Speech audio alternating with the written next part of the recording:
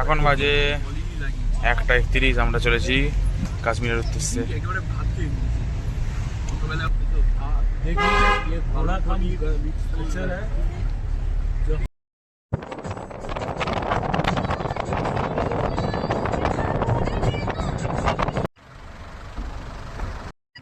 Hello বন্ধুরা, আমি সকালে বলেছি, তখন বেরিয়েছি 1:30টার সময় কাশ্মীরের উদ্দেশ্যে। এখন বাজে তোমার 5:30টার কাছাকাছি। এখন আমরা আছি বানিহালের কাছাকাছি। এখন আমরা একটু চা খেতে দাঁড়িয়েছি, ঠিক আছে? কারণ একটানা গাড়ি চালানো খুবই কঠিন, যে ড্রাইভার আছে তার পক্ষে গাড়ি চালানো খুবই কঠিন। আর আমরা তাই দাঁড়িয়েছি, নাহলে আমাদেরও পায়ে খুব যন্ত্রণা হচ্ছিল। নাহলে এতটা রাস্তা একটানা যাওয়া খুবই কঠিন, তাই এখানে দাঁড়িয়ে আছি। কিন্তু দৃশ্যটা তোমরা যদি দেখো কত দারুণ,